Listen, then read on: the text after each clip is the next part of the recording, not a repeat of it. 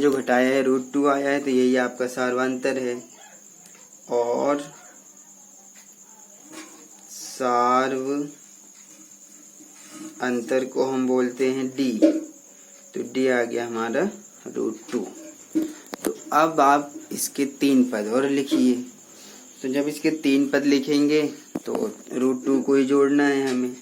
तो 3 और पद, अंतिम पद देखते हैं इसका कितना है। अंतिम पद है 3 + 3√2 है।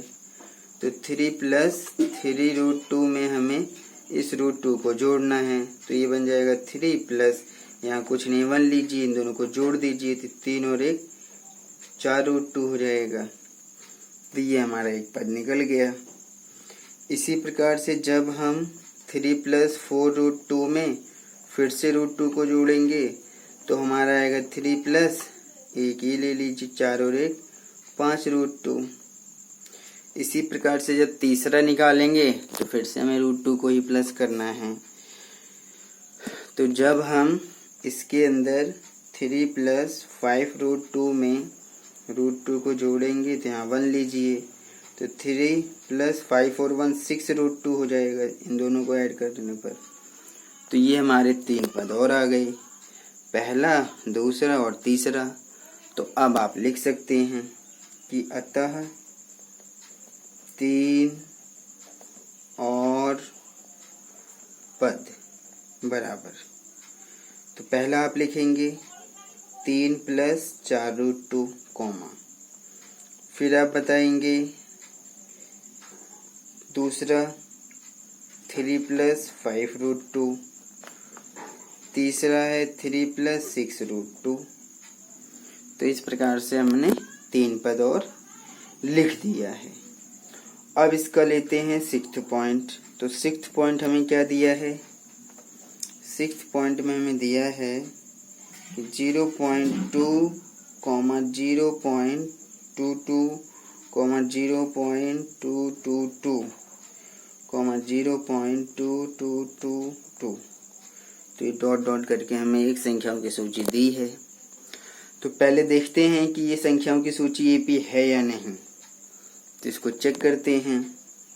तो जब आप इसको हल करेंगे तो A2 - A1 पहले करेंगे। तो A2 दूसरा पद यहाँ पर है 0.22 माइनस A1 पहला पद है 0.2। तो जब इसको घटा दिया जाएगा 0.22 में से हमें 0.2 को घटाना है। तो ये आ जाएगा 2 और ये 0, यानी कि आपको मिलेगा 0.02 मिल जाएगा। तो जब हमारा A2 - A1 0.02 आया है तो अब इसका अगला चेक किया जाए, फिर देखते हैं कितना मिलता है। तो जब हम यहाँ पर A3 - A2 देखेंगे तो तीसरा पद है यहाँ पर 0.222, फिर माइनस दूसरा पद है 0.22। तो जब इसको माइनस किया जाएगा तो 0.222 में से हमें 0.22 को करना है। तो ये आ जाएगा हमारा, घटा देते हैं 2, ये 0 और ये 0, तो ये आ गया 0.002। तो आप देखेंगे कि ये और ये दोनों बराबर नहीं हैं। तो जब नहीं है तो ये एक AP नहीं है। तो आप लिख सकते हैं, आप यहाँ पर लिख सकते हैं, चूंकि A2 - A1 बराबर नहीं है A3 - A2 के, नहीं है, अतः दी गई संख्याओं की सूची एक AP नहीं है। तो इस प्रकार से हमारा 6th पॉइंट भी सॉल्व हो गया। अब इसका 7th पॉइंट देखते हैं। तो 7th पॉइंट में हमें दिया हुआ है 0, -4, -8, -12 डॉट डॉट डॉट। तो देखते हैं कि AP है या नहीं। जब आप इसको हल करेंगे तो आप पहले चेक करेंगे A2 -A1 करेंगे। तो A2 दूसरा पद माइनस का 4 है, पहला पद यहाँ पर 0 है, और आप घटाएंगे तो आज 0 का कोई मतलब नहीं है, आपको -4 मिलेगा। इसी प्रकार से हम A3 -A2 भी चेक करेंगे। तो जब हम A3 -A2 देखेंगे तो A3 तीसरा पद हमारा -8 है और दूसरा पद यहाँ पर माइनस का 4 है। तो माइनस का 8 माइनस प्लस का 4 घटाएंगे तो माइनस का ज़्यादा है, तो माइनस का 4 हमें फिर से मिल गया। तो आप देखेंगे कि दूसरी बार भी -4 आ गया। अब आपको सिर्फ एक बार और चेक करना है। A4 -A3 करिए। तो जब A4 -A3 करेंगे तो A4 यानी कि चौथा पद यहाँ पर -12 है, फिर -A3 तीसरा पद यहाँ पर माइनस का 8 है। तो यह आएगा -12 माइनस प्लस का 8। माइनस का ज़्यादा है, 12 में से 8 घटा देते हैं क्योंकि माइनस प्लस में है, तो माइनस का 4 आएगा। तो आप देखेंगे कि यहाँ पर हमारा तीनों ही बार में घटाने पर जो सार्वांतर है वो -4 आया है। तो अब ये संख्याओं की सूची AP है, तो यहाँ पर लिख देते हैं। चूंकि प्रत्येक बार सार्वंतर बराबर है, अतः दी गई संख्याओं की सूची एक AP है। अब अगर ये एक AP है तो इसका अब हम सार्वांतर बताते हैं। तो इसका जो सार्वांतर है, सार्वांतर का मतलब D कितना आएगा, यही जो हमारे घटाने पर आते हैं, यानी कि -4।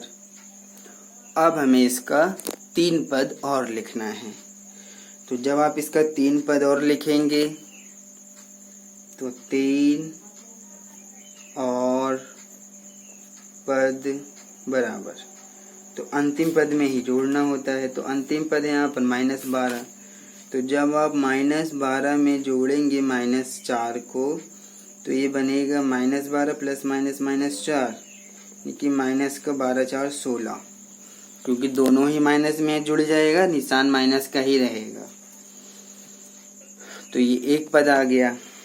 अब फिर से -16 में प्लस करना है माइनस का 4, तो ये बनेगा -16 प्लस -4, यानी कि माइनस का 20। अब फिर से -20 के अंदर -4 को जोड़ेंगे तो यह आएगा -20 प्लस -4, यानी कि माइनस का 24। तो ये हमारे 3 और पद ज्ञात हो गए। तो अब आप नीचे लिख सकते हैं, अतः 3 और पद बराबर, पहला आ गया माइनस का 16, दूसरा आ गया माइनस का 20, तीसरा आ गया माइनस का 24। इस प्रकार से ये हमारा सॉल्व हो गया। अब इसका 8th पॉइंट देखते हैं। 8th पॉइंट में हमें क्या दिया हुआ है। 8th पॉइंट में -1/2, -1/2, -1/2, -1/2 और डॉट डॉट करके हमें दिया है। तो आप यहाँ जब इसको हल करेंगे तो आप देखेंगे कि A2 -A1 यहाँ कितना आया, -1/2 में से आप घटा दीजिए, कितना, -1/2। तो -1/2 फिर माइनस प्लस 1/2, क्योंकि ये भी माइनस का 1/2 है ब्रैकेट के अंदर, तो ये 0 आ जाएगा। जब -1/2 में से आप 1/2 को घटा देंगे तो ये माइनस प्लस कट जाएगा, माइनस का और प्लस का कट जाएगा, 1/2 में से 1/2 कट जाएगा तो 0 आ जाएगा। इसी प्रकार से आप a3 माइनस a2 करेंगे तो तीसरा पद -1/2 है, फिर माइनस, फिर दूसरा पद -1/2 है।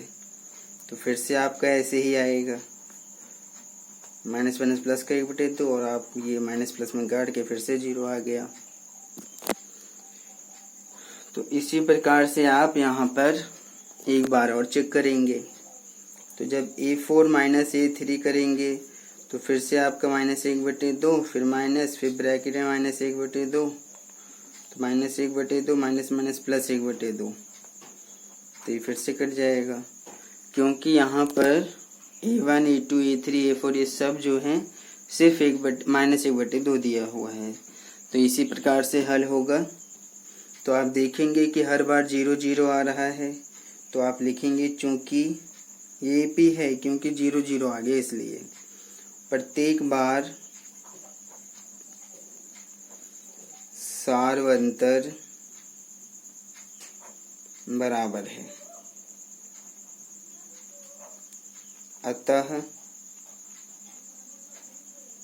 दी गई संख्याओं की सूची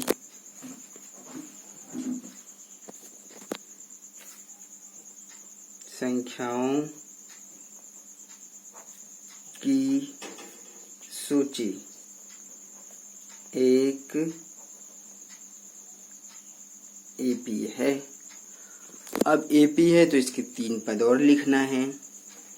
तो जब इसके 3 पद और लिखेंगे तो 3 और पद, तो आप चाहें तो इसको जोड़ सकते हैं। वैसे तो आपको दिख रहा होगा -1/2 ही आएगा।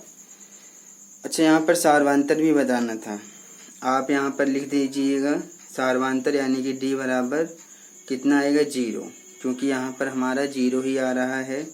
तो जब आप निकालेंगे इसका अंतिम पद कितना है, -1/2 है, तब इसके अंदर अगर आप 0 को ऐड करेंगे तब भी आपको -1/2 मिलेगा।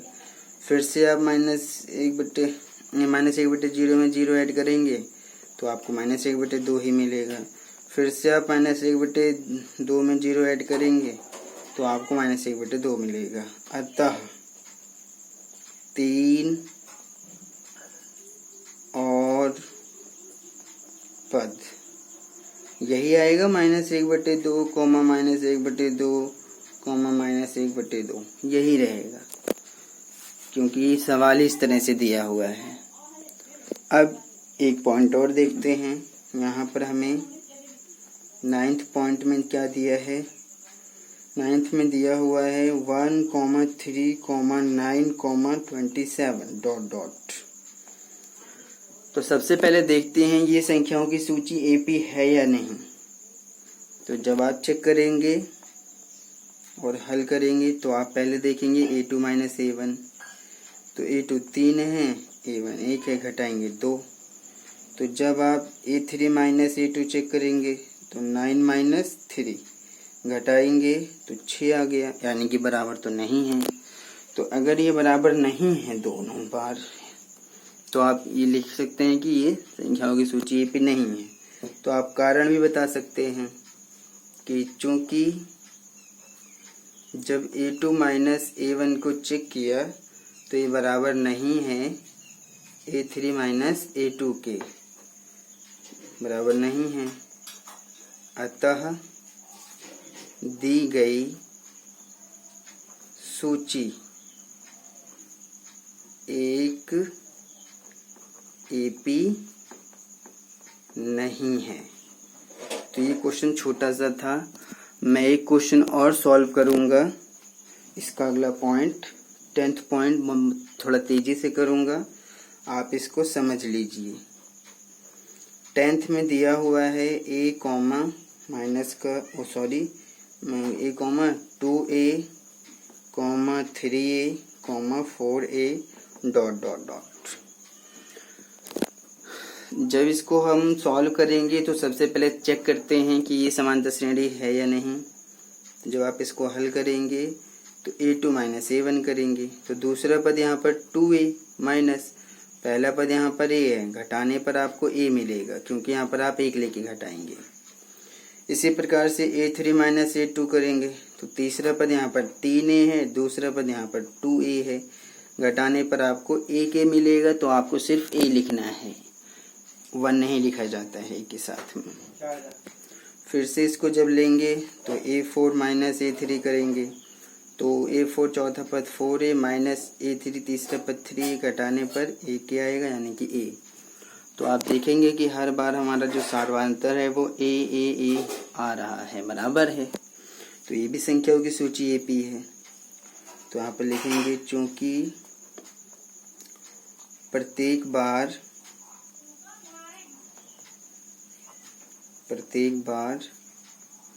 सार्वधातुक बराबर है, अतः दी गई सूची एक AP है और सार्वधातुक यानी कि डी आपका कितना मिलेगा, A मिलेगा। तो अब डी भी हो गया। अब हमें इसके 3 पद लिखना है। तो जब आप इसके 3 और पद लिखेंगे तो 3 और पद बराबर, तो जो अंतिम पद है वो 4A है, 4A में आप A जोड़िए यानी कि 5A, फिर से 5A में A जोड़िए यानी कि 6A, फिर से 6A में A जोड़िए यानी कि 7A। तो यही आपके 3 पद हैं, 5A मतलब 5A 6A 7A, यही आपके 3 पद हैं। आप लिख सकते हैं अतः 3 और पद बराबर 5A, 6A, 7A। बस ये इस तरह से आपको सॉल्व करना था। बहुत इजी है, आपको आसानी से सॉल्व कर पाएंगे। बस आप इसको ध्यान से समझने का प्रयास कीजिए।